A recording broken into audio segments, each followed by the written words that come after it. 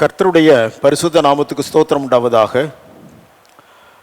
இந்த நாட்களில் நாம் தொடர்ச்சியாக வேதாகமத்திலே காணப்படுகிற அநேக மனிதர்களை குறித்து, அநேக பெண்மணிகளை குறித்து நாம் தொடர்ந்து தியானிக்க இருக்கின்றோம். அதிலே கடந்த வாரங்களிலே ஆதாம், ஏவாள், காயின், ஆபேல், ஏனோக்கு, இன்னும் நோவா போன்றதான பெருமக்களை குறித்து நாம் சிந்தித்தோம். கடந்த வாரத்தில் ஒரு புதிய யுகத்திற்குள்ளே நம்மை அழைத்து கொண்டு செல்கிற வேத வாக்கியங்கள் ஆபிரகாம் என்கிற ஒரு பெரிய யுக புருஷனை நமக்கு முன்பதாக நிறுத்துகிறது. ஆபிரகாம் சரீரப்பிரகாரமாக யூத மக்களுடைய தகப்பன் என்று அறிந்திருந்தாலும் ஆவிக்குரிய ரீதியாக இந்த உலகத்தில் இருக்கிற அனைத்து மக்களையும் விசுவாசத்தின் அடிப்படையிலே அவருடைய பிள்ளைகளாக மாற்றுகிறது என்பதாக நாம் பார்த்தோம். கலாத்தியர் 3ஆம் அதிகாரம் 7வது வாக்கியத்திலே, விசுவாச மார்க்கத்தார் எவர்களோ அவர்களே ஆபிரகாமின் பிள்ளைகள் என்று அறிவீர்களாக. அவர்களே என்று சொல்லப்பட்டிருக்கிறது. ஆகவே சரீரத்தின்படியான அந்த பிள்ளைகளை காட்டிலும் விசுவாசத்தினால் ஆபிரகாமின் பிள்ளைகளாக காணப்படுகிறவர்களே விசேஷமானவர்கள் என்பதை நம்மால் அங்கே பார்க்க முடிகிறது. ஆகவே விசுவாசத்தின் அடிப்படையில் நமக்கெல்லாம் ஆபிரகாம் தகப்பனாக இருக்கிறார். ஆபிரகாமே நம்முடைய வாழ்வியல் முறைகள் அனைத்திற்கும் அவர் முன்மாதிரியாக இருக்கிறார் என்று நாம் தியானித்தோம்.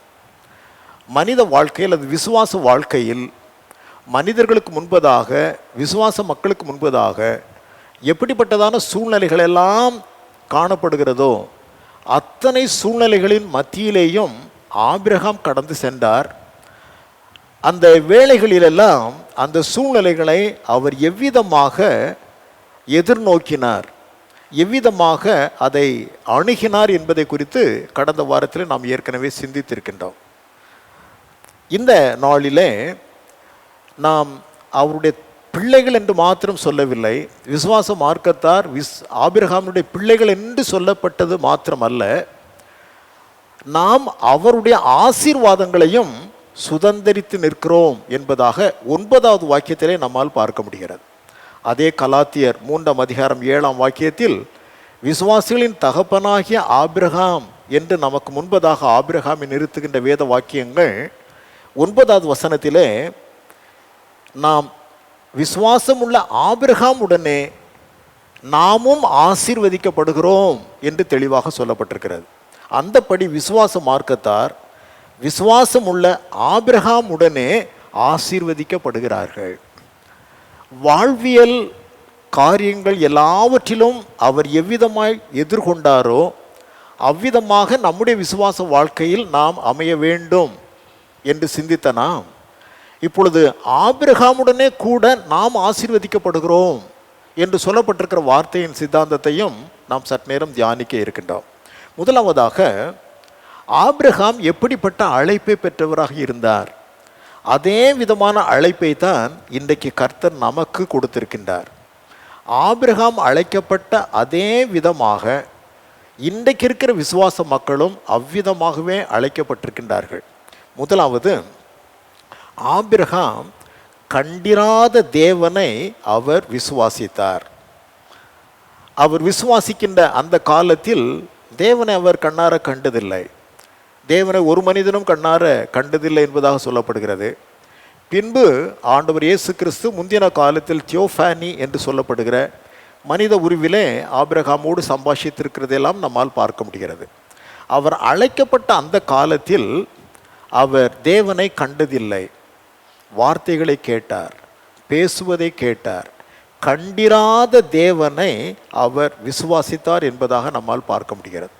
ஆதியாகமத்தின் புஸ்தகத்தில் 15ஆம் அதிகாரத்திலே 5வது வாக்கியம் பாருங்கள். ஆதியாகமம் 15:5 நாம் வாசிக்கின்ற பொழுது, அவர் அவனை வெளியே அழைத்து, நீ வானத்தை அண்ணாந்து பார், உன் சந்ததி இவ்விதமாய் இருக்கும் என்று ஆண்டவர் அங்கே உரைத்தார்.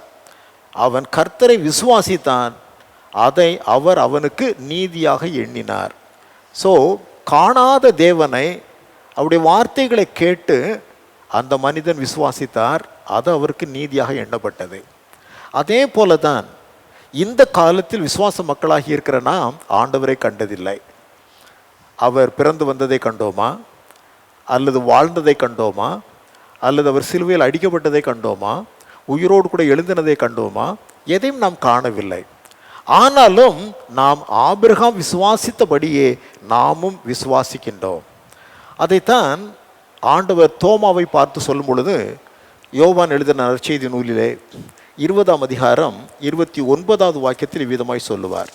யோவான் 20:29 சொல்லும் பொழுது, அதற்கு இயேசு, தோமாவே, நீ என்னை கண்டதினாலே விசுவாசித்தாய், காணாதிருந்தும் விசுவாசிக்கிறவர்கள் பாக்கியவான்கள் என்று எழுது என்று நம்மை குறித்து சொல்லியிருக்கிறார்.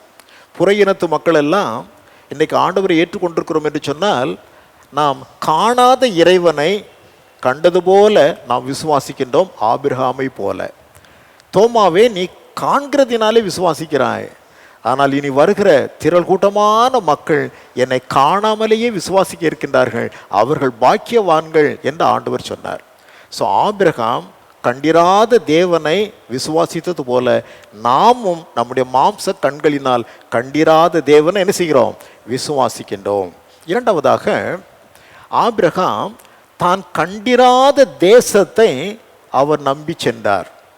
ஆண்டவராகிய தேவன் அழைத்த போது எங்கே செல்லுகிறோம், அது எப்படிப்பட்ட தேசம் என்பதே அவருக்கு தெரியாது. எபிரேயர் 11ஆம் அதிகாரத்தில் 8வது வாக்கியத்தில் நான் வாசிக்கின்ற பொழுது, எபிரேயர் 11:8 பாருங்கள். விசுவாசத்தினாலே ஆபிரகாம் தான் சுதந்திரமாக பெறப்போகிற இடத்திற்கு போகும்படி அழைக்கப்பட்ட போது கீழ்ப்படிந்து தான் போகும் இடம் இன்னதென்று அறியாமல் புறப்பட்டு போனான். தான் எங்கே போகணும்னு அவருக்கு தெரியாது. ஆண்டவர் அழைத்தார், பின்னால் சென்று விட்டார். இதே போலதான் கர்த்தர் நம்மையும் அழைத்திருக்கிறார். நம்ம எங்கே போகிறோம் என்பது நம்முடைய மாம்ச கண்களுக்கு நமக்கு தெரியாது, ஆனால் விசுவாசிக்கிறோம். நித்திய ஜீவனுக்குள்ளே கர்த்தர் நம்மை அழைத்து கொண்டு செல்வார் என்பதை ஆபிரகாம் போலவே நாம் கண்டிராத அந்த தேசத்தை, ஆண்டவர் கொடுக்கிற அந்த பரம தேசத்தை நோக்கி இன்றைக்கு நாமும் சென்று கொண்டிருக்கின்றோம். பிலிப்பியர் 3:20 அப்போஸ்தலர் அதைத்தான் சொல்லுவார். நம்முடைய குடியிருப்பு பரலோகத்தில் இருக்கிறது, கண்டோமா, அதை பார்த்தோமா?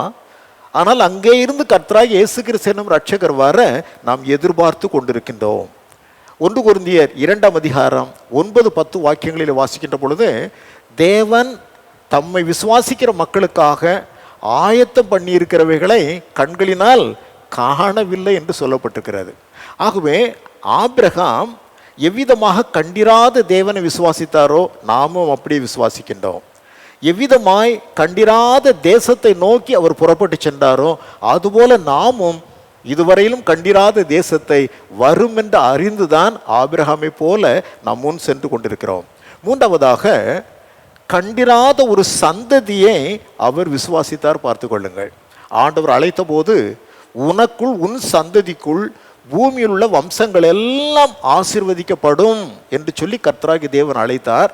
அதை அவர் விசுவாசித்தார், அது அவருக்கு நீதியாக எண்ணப்பட்டது. ரோமர் 4ஆம் அதிகாரம் 18வது வசனத்திலே, ரோமர் 4:18 அப்போஸ்தலர் சொல்லுகிறதை கவனித்து பாருங்கள்.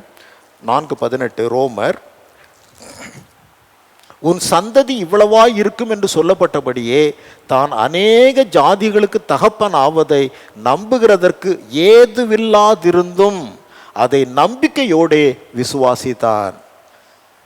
தன்னுடைய சரீரம் செத்துவிட்டது, தன்னுடைய சரீரம் பலவீனம் ஆகிவிட்டது, இனி பிள்ளையை பெற்றெடுக்கக்கூடிய ஆற்றல் சரீரத்தில் இல்லை என்கிற நிலை இருந்த போதிலும் அநேக ஜாதிகளுக்கு தகப்பன் ஆவதை அவர் விசுவாசித்தார், நம்பினார் என்பதாக நாம் பார்க்கின்றோம். அதே போலதான் கர்த்தராகிய தேவன் இந்த உலகத்தை ஆண்டவர் தம்முடைய சபையினுடைய கரத்திலே கொடுத்தார். எத்தனை பேர்? அன்றைக்கு 120 பேர் கூடியிருந்தார்கள், அப்படித்தானா?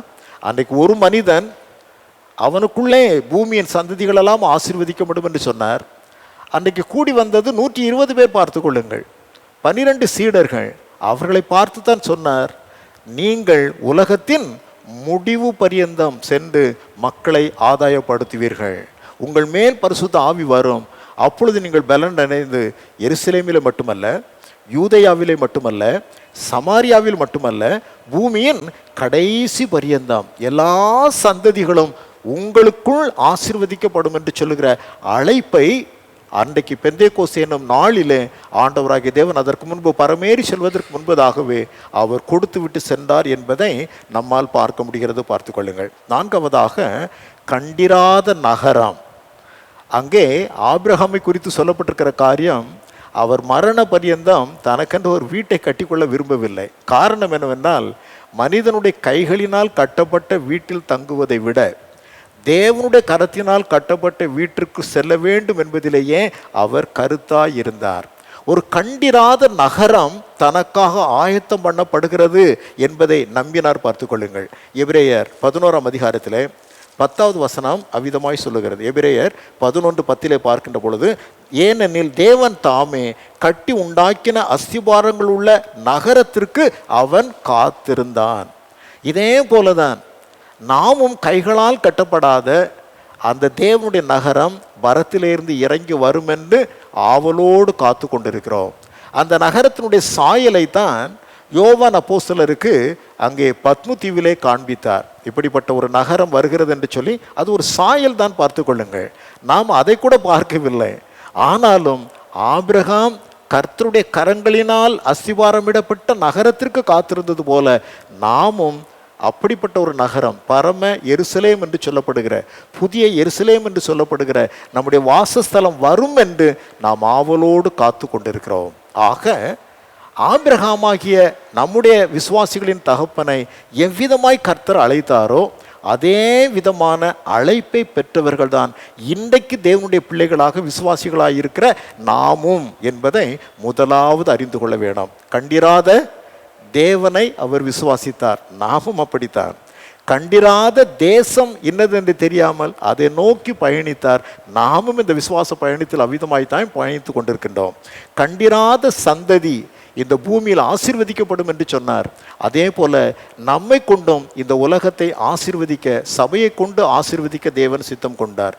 கண்டிராத நகரத்திற்காக அவர் காத்து கொண்டிருந்தார். நமக்கும் தேவன் கண்டிராத ஒரு வாசஸ்தலத்தை ஆயத்தம் பண்ணி கொண்டிருக்கிறார் என்கிற அழைப்பை பெற்றுதான் நாம் இன்றைக்கு சென்று கொண்டே இருக்கிறோம். சரி, அங்கே கலாத்தியரிலே 3:9 பவுல் அப்போஸ்தலர் சொல்லுகின்ற பொழுது, ஆபிரகாமுடைய அந்த ஆசீர்வாதங்களை நாம் சுதந்திரிக்கிறோம் என்பதாக அங்கே சொல்லப்பட்டிருக்கிறது. கலாத்தியர் 3:9 மறுபடியும் நான் வாசிக்கிறேன் பாருங்கள். அந்தப்படி விசுவாச மார்க்கத்தார் விசுவாசமுள்ள ஆபிரகாமுடனே ஆசீர்வதிக்கப்படுகிறார்கள். விசுவாசமுள்ள ஆபிரகாமுடனே நாம் ஆசீர்வதிக்கப்படுகிறோம். ஸோ ஆபிரகாமுக்கு தேவன் எப்படிப்பட்ட ஆசீர்வாதங்களை கொடுத்தாரோ அதே விதமான ஆசீர்வாதங்களை பெற்றுக்கொள்ள நாமும் அழைக்கப்பட்டிருக்கிறோம். ஆபிரகாமுக்கு தேவன் கொடுத்த அந்த ஆசீர்வாதங்களை போல இன்றைக்கும் நாம் அதே ஆசீர்வாதங்களை சுதந்திரித்து கொள்வதற்கு தேவன் நம்மை அழைத்திருக்கிறார். என்னென்ன ஆசீர்வாதங்கள்? முதலாவதாக, தேவைகளின் மீதான அதிகாரம். ஆசீர்வாதம் என்றாலே அதனுடைய பொருள் அதிகாரம். ஆசீர்வாதம் என்ன? அதிகாரம். Blessing is power. அதிகாரம் என்பது ஆசீர்வாதம். ஆசீர்வாதம் என்றாலே அதற்கு அதிகாரம் என்று பெயர். லூக்கா 9ஆம் அதிகாரம் 1 முதல் 2 வாக்கியங்கள், லூக்கா 9:1-2 ஆகிய வாக்கியங்களை நாம் பார்ப்போமேயானால், அங்கே அவர் தம்முடைய 12 சீஷரையும் வரவழைத்து சகல பிசாசுகளையும் துரத்தவும் வியாதி உள்ளவர்களை குணமாக்கவும் அவர்களுக்கு வல்லமையும் அதிகாரமும் கொடுத்தார் என்று அங்கே எழுதப்பட்டிருக்கிறது. God gave them power. அதிகாரத்தை அவர் கொடுத்தார். ஸோ தேவனிடத்திலிருந்து நாம் என்ன பெற்றுக்கொள்கிறோமோ அது வாழ்வில் அதிகாரமாக விளங்குகிறது. அப்போஸ்தலர் யோவான் சொல்லும் பொழுது 1ஆம் அதிகாரம் நற்செய்தி நூலிலே 1:12 சொல்லும் பொழுது, அவருடைய நாமத்தின் மேல் விசுவாசம் உள்ளவர்களாய் அவரை ஏற்றுக்கொண்டவர்கள் எத்தனை பேர்களோ அத்தனை பேர்களும் தேவனுடைய பிள்ளைகள் ஆகும்படிக்கு அதிகாரம் கொடுத்தார். தேவனுடைய பிள்ளைகள் என்று சொல்லப்படுகிற ஆசீர்வாதத்தை விட இந்த உலகத்தில் வேறு ஏதாவது ஆசீர்வாதம் இருக்க முடியுமா? நாம் தேவனுடைய பிள்ளைகள் என்று அழைக்கப்படுவதை காட்டிலும் பெரிய ஆசீர்வாதம் ஒன்றுமே இல்லை. அந்த ஆசீர்வாதத்தை தேவன் அதிகாரம் என்று சொல்லுகிறார். பவர். ஆகவே இயேசு கிறிஸ்துவை தேவனாக நாம் ஏற்றுக்கொண்டதே ஒரு மிகப்பெரிய ஆசீர்வாதம், அதிகாரம் தேவன் நமக்கு வாழ்வியலிலே கொடுத்தது பார்த்து கொள்ளுங்கள். ஆகையினால் ஆசீர்வாதம் என்றால் அதிகாரம். ஸோ அந்த ஆசீர்வாதம் ஆபிரகாமின் வாழ்க்கையில் எவைகளின் மீதெல்லாம் அதிகாரமாய் விளங்கிற்று என்பதை நாம் புரிந்து கொள்ள வேண்டும். அதை நாமும் நம்முடைய வாழ்க்கையிலே உரிமை ஆக்க வேண்டும். அல்லேலூயா. முதலாவதாக தேவைகளின் மீதான அதிகாரம். இந்த தேவைகளின் மீதான அதிகாரம் என்பது வாழ்விலே காணப்பட வேண்டிய செழிப்பு. நம்முடைய வாழ்க்கையிலே குறைவுகள் ஒன்றும் நமக்கு அவர் விடுகிறதில்லை என்று பாடினால் மட்டும் போதாது, அதை வாழ்விலே நாம் அனுபவிக்க வேண்டும். பழைய ஏற்பாட்டின் காலத்தில் அது அவர்களுக்கு உரிமையாகவே கொடுக்கப்பட்டது பார்த்து கொள்ளுங்கள். நீ கடன் கொடுப்பாய், கடன் வாங்காதிருப்பாய். அந்த இஸ்ரவேல் மக்களுக்கு ஆண்டவர் கொடுத்த அந்த ஆசீர்வாதங்களிலே உபாகமம் 28ஆம் அதிகாரத்தில் முதல் 14 வாக்கியங்களிலே வாசிக்கின்ற பொழுது அங்கே அந்த ஆசீர்வாதங்கள் குறித்து சொல்லப்படுகிறது. அதில் 12வது வசனத்தில் ஆண்டவர் சொல்லும் பொழுது, கடன் கொடுப்பாய், கடன் வாங்காதிருப்பாய். இது பொருளாதார காரியங்களிலே காணப்படுகிற அதிகாரம். நாம் அப்படிப்பட்ட அதிகாரத்தை உடையவர்களாக விளங்க வேண்டும். வாழ்க்கையில கடன் வாங்காத மக்கள் யாரும் இருக்க முடியாது. ஏதாவது சூழ்நிலையிலே கடன் வாங்கி கொண்டு தான் இருப்போம்.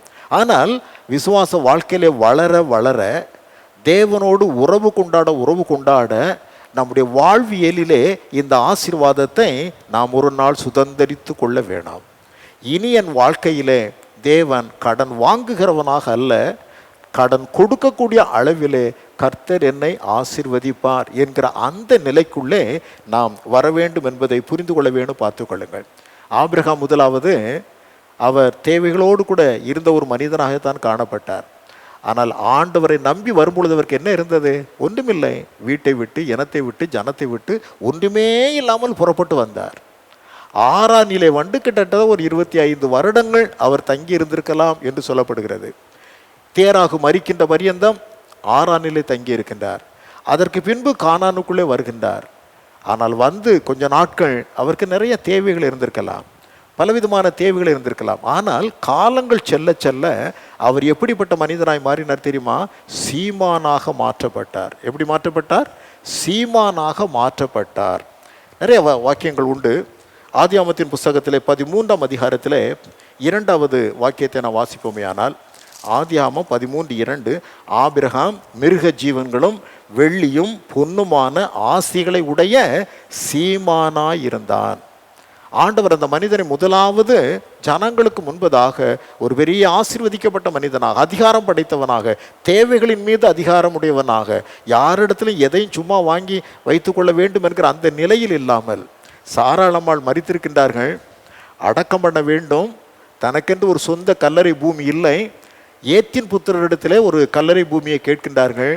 அவங்க சொல்கிறாங்க, நீர் எங்களுக்குள்ள மகா பிரபு ஐயா, நீங்கள் எங்கே வேணாலும் எங்கள் இடங்களில் அடக்கம் பண்ணுங்க என்றவர்கள் சொன்ன பொழுது, இல்லை இல்லை, நான் என்னுடைய அந்த பிரேதத்தை அவ்விதமாய் அடக்கம் பண்ண மாட்டேன், எனக்கு அந்த மக்ஃபேலா என்கிற அந்த குகையை தாருங்கள், அதற்கு என்ன விலை செல்லுமோ அதை நான் கொடுத்து பெற்றுக்கொள்வேன் என்றவர் சொல்லுவார். ஒரு விசை தாவீது தேவனுக்கு பலி செலுத்துவதற்காக ஒரு இடத்தை தெரிந்தெடுத்த பொழுது, அந்த இடத்தை சும்மா ராஜாவாகி நீங்கள் கேட்கிற பொழுது என்ன என்று சொல்லி சும்மாவே கொடுப்பதற்கு தான் முன் வருகின்றார்கள். ஆனால் தாவீது சொல்வார், இல்லை இல்லை, நான் வெறுமையாக என் தேவனுக்கு சும்மா வாங்கி பலி செலுத்த மாட்டேன், அதற்குரிய கிரயத்தை நான் தருவேன் என்று சொன்னார். இதெல்லாம் நம்முடைய வாழ்வின் பாடங்கள், பார்த்து கொள்ளுங்கள்.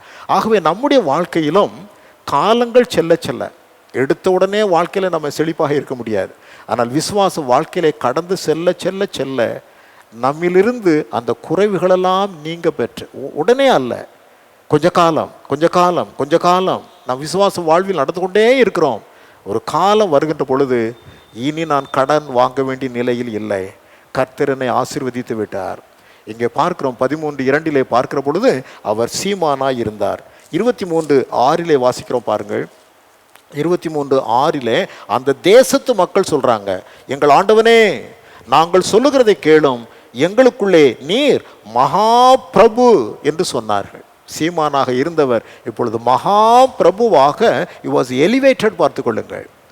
அங்கே எலெயாசார் சென்று ரெபேக்காளை பெண் கொள்ளும்படியாக ஈசாக்கிற்கு பார்க்கும்படி சென்ற வேளையில அவர் அதே வார்த்தையை தான் சொல்லுவார். 24ஆம் அதிகாரத்தில் ஆதியாகமம் 24:35 நான் வாசிக்கின்ற பொழுது, கர்த்தர் என் எஜமானை மிகவும் ஆசீர்வதித்திருக்கிறார், அவர் சீமானாய் இருக்கின்றார். அவர் எப்படி இருக்கிறாரு? சீமானாய் இருக்கின்றார். ஆகவே ஆபிரகாம் எவ்விதமாக தன்னுடைய வாழ்வியலிலே குறைவுகளெல்லாம் நீங்க பெற்று ஒரு நேரத்தில் ஒரு நிறைவான மனிதனாக விளங்கிவிட்டாரோ, அதுபோல சரீர பிரகாரமான தேவைகளின் மத்தியிலேயும் நாம் எப்படி இருக்க வேண்டும்? ஆபிரகாமின் பிள்ளைகளாக விளங்க வேண்டும். தேவன் அதை செய்வதற்கு ஆற்றல் படைத்தவர். நாம் யார்ட்டையும் கை நீட்டி நிற்க வேண்டும் என்கிற நிலைக்குள்ளே தொடர்ந்து நம்மை வைத்திருக்க மாட்டார். மக்கள் பார்ப்பார்கள், நேற்று வரையில் இப்படித்தான் இருந்தான், ஆனால் இன்றைக்கு அவனுடைய நிலை ஆசீர்வதிக்கப்பட்டிருக்கிறது. அந்த வார்த்தை சொல்லப்பட வேண்டாம். தேவனுடைய மக்களை பார்த்து, நேற்று வரை கஷ்டம்தான் பட்டுக்கிட்டு இருந்தான், ஆனால் ஆண்டவரை நம்பினான், இன்றைக்கு அவன் மிகுந்த ஆசீர்வாதமுடையவனாக இருக்கிறான் என்று ஆபிரகாமின் ஆசீர்வாதத்தை நாம் சுதந்திரித்து கொள்ள வேண்டும். பார்த்து கொள்ளுங்கள், சீமானாக இருக்க வேண்டும் என்பது இல்லை. நாம் எல்லாரும் எப்படி இருக்கணும்? சீமானாய் இருக்க வேண்டும் என்பது இல்லை. பொருளாதாரத்திலே சீராக விளங்க வேண்டும். அல்லேலூயா. எப்படி இருக்கணும்? பெரிய சீமானாக விளங்க வேண்டும் என்பது புதிய ஏற்பாட்டில் கர்த்தர் நம்முடைய விரும்பலை. ஆனால் எல்லாவற்றிலும் எப்படி இருக்க வேண்டும்? சீராக நிற்க வேண்டும். யாரிடத்திலும் போயிட்டு தேவனுடைய பிள்ளைகளை கையேந்தி நிற்கும் நிலையில் காணப்படக்கூடாது. சீமானாக நாம் ஒருவேளை இல்லாமல் போகலாம், ஆனால் வாழ்க்கையிலே சீராக நாம் காணப்பட வேண்டும். இரண்டாவதாக, ஆபிரகாமுடைய வாழ்க்கையில பாருங்க, சத்துருக்களின் மீது தேவன் அவருக்கு அதிகாரத்தை கொடுத்தார். சத்துருக்கள் அவரை மேற்கொள்ள முடியாதபடிக்கு அதிகாரம் கொடுத்தார். ஆதியாகமம் 14ஆம் அதிகாரத்தில் அங்கே நாம் பார்க்கின்றோம், லோத்துவை, சோதம் பட்டணத்தில் இருந்த அந்த லோத்துவை அங்கே ஒரு 4 ராஜாக்கள் வந்து அந்த பகுதிகளையெல்லாம் பிடித்து அவர்கள் கொண்டு சென்றபோது இவரையும் அடிமைப்படுத்தி அவருடைய குடும்பத்தை கொண்டு போய்விட்டார்கள். இதை அறிந்த அந்த ஆபிரகாம் என்ன செய்வார்? அங்கே பெரிய பிரபலமான ராஜாக்கள் 4 பேர், அவங்க எல்லாரையும் பிடிச்சிட்டு போயிட்டான். நான் ஏற்கனவே சொன்னபடி 5 ராஜாக்களே அவர்களை எதிர்த்து நிற்க முடியவில்லை. என்ன செய்வது?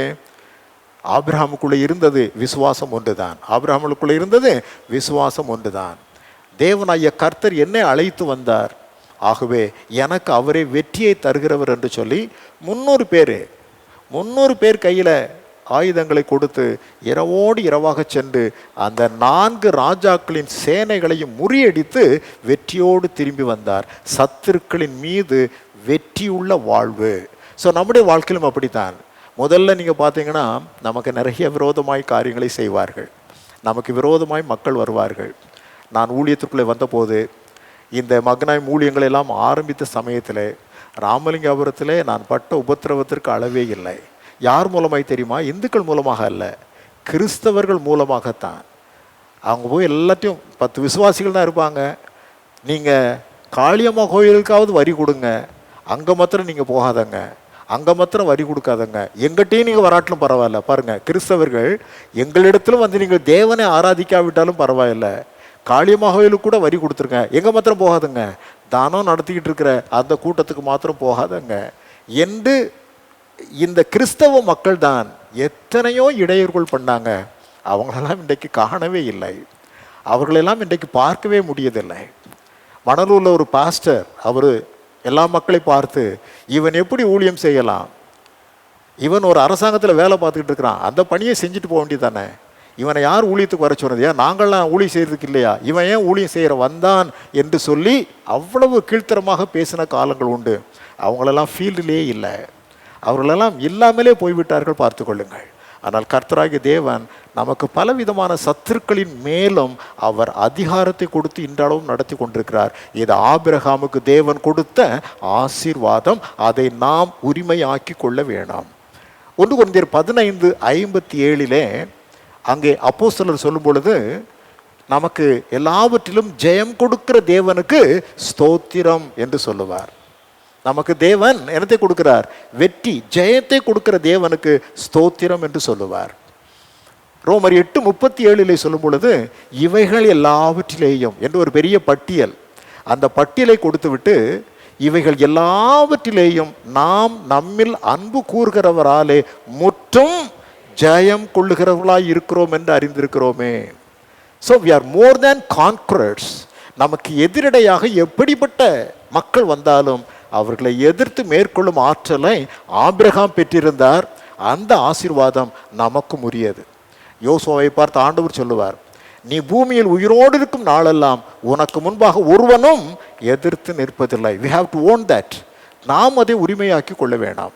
நான் அடிக்கடி ஆண்டவரிடத்திலே செய்கிற ஜெபம் பார்த்து கொள்ளுங்கள். ஆண்டவரே, பூமியில் உயிரோடு இருக்கிற பரியந்தம் ஒருவனும் என்னை மேற்கொண்டு ஜெயிக்க விடாதபடி கர்த்தர் நீர் ஆசீர்வதிக்க வேண்டும் என்று நான் ஜெபிப்பேன். நம்ம ஒவ்வொருவருக்கும் அந்த ஆசீர்வாதங்கள் உரியது. யாரும் நம்மை மேற்கொள்ள முடியாது. காரணம், இவைகள் எல்லாவற்றிலையும் நாம் நம்மில் அன்பு கூறுவரிலே நிலைத்து நிற்கிறோம் என்பதை அறிந்திருக்கிறோம். பார்த்து கொள்ளுங்கள். மூன்றாவதாக, சரீரத்தின் மீது அதிகாரம். ஆபிரகாமுக்கு என்ன இருந்தது? சரீரத்தின் மீது அதிகாரம் இருந்தது. எபிரேயர் 11:12 நான் வாசிக்கின்ற பொழுது, எபிரேயர் 11:12 பாருங்கள், அங்கே சொல்லப்பட்டிருக்கிறது, ஆனபடினால் சரீரம் செத்தவனென்று எண்ணத்தகும் ஒருவனாலே வானத்தில் உள்ள பெருக்கமான நட்சத்திரங்களைப் போலவும் கடற்கரையில் உள்ள எண்ணிறந்த மணலை போலவும் மிகுந்த ஜனங்கள் பிறந்தார்கள். சரீரம் செத்தவன் என்று எண்ணப்பட்ட ஒருவனாலே. ஆபிரகாமுக்கு ஈசாக்கு பிறந்தபோது 100 வயது. பார்த்து கொள்ளுங்கள். 100 வயது. 100 வயதில் ஒரு மனுஷனுடைய சரீரம் எந்த அளவுக்கு இருந்திருக்கும்? ஆனால் சரீரம் செத்தவன் என்று எண்ணப்பட்ட அவனாலே தேவன் ஒரு மிகப்பெரிய சந்ததியை, அதற்கு பின்புதான் அவருக்கு வாழ்க்கையை ஆரம்பித்தது. சாராளமாவுக்கு பிறந்ததான ஈசாக்கு எத்தனாவது வயதில்? கிட்டத்தட்ட அவருடைய 100வது வயதில் அவர் பிறக்கிறார். அம்மாவுக்கு 90 வயது. அப்போ பார்த்து கொள்ளுங்கள். அதுக்கப்புறம் ஒரு 75 ஆண்டுகள் அவர் உயிரோடு இருந்தார். அந்த சமயத்தில் தேவன் அவருடைய சரீரத்தை புதுப்பித்து, தாவீது அரசர் சொல்வார் அல்லவா, கழுகை போல திரும்ப என் வயது வால வயதாகிறது. அதே காரியம்தான் ஆபிரகாமிடத்திலே காணப்பட்டது. அதற்கு பின்பு 75 ஆண்டுகளில் தான் கேத்தூராள் என்கிற ஒரு மனைவி, மறுமனை ஆட்டிகள், அவர்களுக்கு நிறைய பிள்ளைகள், இவர்களெல்லாம் தேவனாகிய கர்த்தர் கொடுத்தார். பார்த்து கொள்ளுங்கள். அது எதை காண்பிக்கிறது என்று சொன்னால், அன்றைக்கு தேவன் அதை அனுமதித்திருந்தார். இன்றைக்கு ஒருவனுக்கு ஒருத்தி தான் என்கிறதான கோட்பாடு. அதனால் ஆபிரகாம் இத்தனை மனைவிகள், மறுமனை ஆட்டிகள் வைத்து கொண்டிருந்தார்களே, நாமும் இப்படி செய்யலாம் அல்லவா? இல்லை. புதிய ஏற்பாட்டின் காலத்தில் நமக்கு அந்த அனுமதி இல்லை. புதிய ஏற்பாட்டின் காலத்தில் ஒருவனுக்கு யார் தான்? ஒரே மனைவி தான். பார்த்து கொள்ளுங்கள். ஒரு மனிதனுக்கு ஒரு மனைவி தான் இருக்க வேண்டும் என்கிற கோட்பாட்டை இன்றைக்கு நாம் கொண்டிருக்கோம். இருக்கட்டும். அன்றைக்கு ஆபிரகாமினிடத்தில் அவருடைய சரீரத்தில் காணப்பட்ட ஆசீர்வாதம். அதற்கு பின்பு 75 ஆண்டுகள் அவர் சரீரத்திலே மிகுந்த பலன் உள்ளவர்களாக விளங்கி அநேக பிள்ளைகளை பெற்று அவர்களுக்கெல்லாம் நன்கொடைகளை கொடுத்து அனுப்பினார் என்பதை நாம் பார்க்கின்றோம். ஆகவே சரீரத்தினுடைய அந்த பலவீனங்களையும் மேற்கொண்டு நிற்கத்தக்கதான கிருபை. ஆகவே தேவன் ஒன்று நமக்கு நல்ல சுகத்தை தருவார், இல்லை என்றால் சரீரத்தின் பலவீனங்களை மேற்கொள்வதற்கு அதிகாரம் தருவார். அல்லேலூயா. ஒன்று, நல்ல சுகதேகியாய் இருக்கும்படியும் செய்வார். இல்லை என்றால் பலவீனங்கள் இருக்குமே, ஆனால் அதை மேற்கொள்வதற்கான அதிகாரத்தை தருவார். அப்போஸ்தலனாகிய பவுலினிடத்தில் அதைத்தான் சொன்னார். அவருக்கு ஒரு பலவீனம் இருந்தது, என்னவென்று தெரியவில்லை. பல சர்ச்சைகள் அதில் இருக்கிறது, அதற்குள் இப்பொழுது செல்ல வேண்டாம். சரீரத்தில் ஒரு பலவீனம், அதை குறித்து ஆண்டவரிடத்தில் அவர் ஜெபிக்கின்றார். ஆண்டவர் சொன்னார், என் கிருபை உனக்கு போதும், உன் பலவீனத்திலே என் பலன் பூரணமாய் விளங்கும். ஆகவே வியாதியை நீக்குவது உண்டு, அதுவும் ஆசீர்வாதம் தான். அல்லது வியாதியை மேற்கொண்டு நாம் செல்வது, அதுவும் ஆசீர்வாதம் தான். பார்த்து கொள்ளுங்கள். ஆகவே அதிகாரம் தான். சரீரத்தின் அதிகாரம் என்பது ஒன்று சுகம், இல்லை என்றால் மேற்கொண்டு நாம் செல்வதற்கான அதிகாரம். ஆபிரகாமினுடைய சரீரத்திலே தேவன் அந்த அதிகாரத்தை வைத்திருந்தார் என்பதை நம்மால் பார்க்க முடிகிறது. நான்காவதாக, வாழ்விலே சமாதானம் என்னும் அதிகாரம். வாழ்க்கையில் சமாதானம் என்னும் அதிகாரம். எந்த சூழ்நிலையிலும் ஆபிரகாம் ஆபிரகாம்தான், ஆபிரகாம் ஆபிரகாம்தான். டாக்டர் பில்லி கிரஹாம் அவருடைய மனைவியை பார்த்து, டாக்டர் பில்லி கிரஹாமுடைய ஊழியம் இவ்வளவு சிறப்பாக விளங்குகிறதே, அதற்கு என்ன காரணம் என்று கேட்டார்கள். அப்போ பில்லி கிரஹாமுடைய மனைவி சொன்னார்கள், there are no two Billy grams, there is only one Billy Graham. One Billy Graham in the pulpit, the same Billy Graham in the house. அங்கே புல்பிட்டில் மேடையில் நிற்கிற அதே பில்லி கிரஹாம் தான் வீட்டிலும் அந்த பில்லி கிரஹாம் தான் இருக்கிறார். இரண்டு பில்லி கிரஹாம்கள் இல்லை, ஒரே பில்லி கிரஹாம்.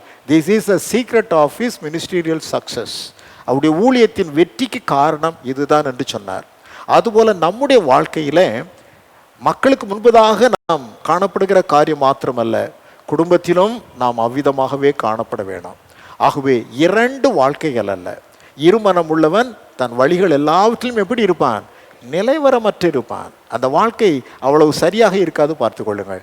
ஆகவே நம்முடைய வாழ்க்கையிலே நாம் சமாதானம் நிறைந்தவர்களாக விளங்க வேண்டுமேயானால் நாம் ஒரே மனிதர்களாக, ஒரு மனம் உள்ளவர்களாக, தேவனுக்கு முன்பு நிற்கின்றவர்களாக, ஆபிரகாம் சொல்வது போல God before whom I walk, தேவனை வழிபடுகிற ஆபிரகாம், தேவனுக்கு முன்பாக நடக்கின்ற ஆபிரகாம் என்று சொல்லப்படுகிற அந்த நிலையிலே நம்முடைய வாழ்வை நாம் அமைத்து கொள்ள வேண்டும், பார்த்து கொள்ளுங்கள். அவ்விதமாக நாம் அமைத்து கொள்வோமே ஆனால் தேவன் ஆபிரகாமுக்கு கொடுத்த ஆசீர்வாதங்களை நாமும் அனுபவிக்க முடியும். ஐந்தாவதாக, கடைசியாக, வாழ்வில் நம்பிக்கை என்னும் அதிகாரம். வாழ்க்கையில் நம்பிக்கை என்னும் அதிகாரம், நம்பிக்கை தான் மேன்மை. எபிரேயர் 11:10, எபிரேயர் 11:10 நான் வாசிக்கின்ற பொழுது பாருங்கள், எபிரேயர் 11:10, ஏனெனில் தேவன் தாமே கட்டி உண்டாக்கின அஸ்திபாரங்களுள்ள நகரத்திற்கு அவன் காத்திருந்தான். நம்பிக்கை. தனக்கென்று ஒரு வீட்டை கட்டிக்கொள்ள விரும்பவில்லை. பெரிய பிரபு, பெரிய சீமான், தன்னுடைய வாக்குத்தத்தத்தின் புத்திரர்களாகிய ஈசாக்கு யாக்கோபோடு கூட அவர் கூடாரங்களிலே குடியிருந்தார் என்று தான் எழுதப்பட்டிருக்கிறது. காரணம், தேவனால் கட்டப்பட்டு வருகின்ற அந்த நகரத்திற்கு அவர் காத்து கொண்டிருந்தார். அதுதான் அவருக்குள்ளே காணப்பட்ட நம்பிக்கை.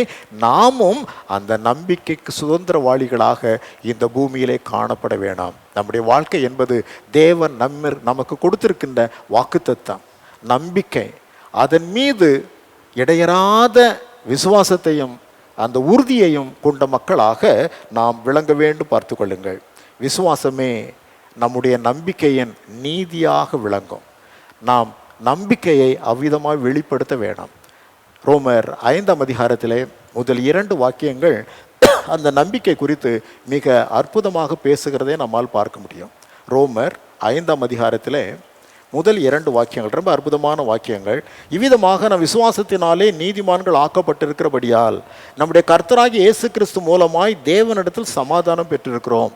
அது நம்முடைய வாழ்க்கை, வாழ்வியல். அப்புறம் சொல்றார் பாருங்க, அவர் மூலமாய் நாம் இந்த கிருபையில் பிரவேசிக்கும் ஸ்லாக்கியத்தை விசுவாசத்தினால் பெற்று நிலை கொண்டிருந்து தேவ மகிமை அடைவோம் என்கிற நம்பிக்கையினாலே இப்பொழுது மேன்மை பாராட்டுகிறோம். அல்லேலூயா. தேவன் நமக்கு ஒரு பெரிய நம்பிக்கை வைத்திருக்கிறார். அதை நித்திய ஜீவன் என்கிற வார்த்தையிலே நாம் சுட்டுகின்றோம். அந்த பெரிய நம்பிக்கைக்கு பாத்திரவான்களாக தேவன் நம்மை வைத்திருக்கின்றார். அந்த நம்பிக்கையிலே நாம் உறுதி உள்ளவர்களாக காணப்பட வேண்டும், பார்த்து கொள்ளுங்கள். தேவ மகிமை அடைவோம் என்கிற நம்பிக்கை. இந்த சரீரம் அழிந்து போகும். இந்த சரீரத்திற்கு பின்பு தேவன் நமக்கு ஒரு மறுரூபம் அடைந்த சரீரத்தை கொடுப்பார். அந்த மறுரூபம் அடைந்த சரீரமோ தேவ மகிமையை பெற்றதாக. ஆதியிலே ஆண்டவர் ஆதாமை ஏவாளை எவ்விதமாய் படைத்திருந்தாரோ அதுபோன்ற மகிமை பெற்ற சரீரத்திலே தேவன் நம்மை உருமாற்றி என்றென்றும் அவரோடு வாழும்படி செய்வார். அதுவே தேவன் நமக்கு வைத்திருக்கிற நம்பிக்கை. அப்படிப்பட்ட நம்பிக்கையோடு கூட தான் ஆபிரகாம் இந்த பூமியிலே வாழ்ந்தார் என்பதை நாம் அறிந்திருக்கிறோம். ஸோ ஆபிரகாமுடைய ஆசீர்வாதங்கள், ஆசீர்வாதம் என்றாலே அதிகாரம் என்று பெயர். எப்படிப்பட்ட அதிகாரங்கள் பாருங்கள். முதலாவதாக வாழ்வில் செழிப்பு, தேவைகளின் மீதான அதிகாரம். இரண்டாவதாக சத்துருக்களின் மீதான அதிகாரம். மூன்றாவது சரீரத்தின் மீதான அதிகாரம். நான்காவது சமாதானம் என்கிற வாழ்வியல் அதிகாரம். ஐந்தாவது நம்பிக்கை என்னும் அதிகாரம். இந்த அதிகாரங்களை ஆபிரகாம் உடையவராய் இருந்தார். நாமும் ஆபிரகாமுக்குள்ளே அவருடைய ஆசீர்வாதங்களுக்கு சுதந்திரவாளிகளாக இருக்கிறோம். இவைகள் நம்மிடத்தில் காணப்படுகிறதா என்பதை நாம் சிந்தித்து பார்க்க வேணும். சிந்தித்து ஆண்டவருடைய சமூகத்திலே நம்முடைய வாழ்வை நிலைவரமாக்கி கொள்ள வேணும்.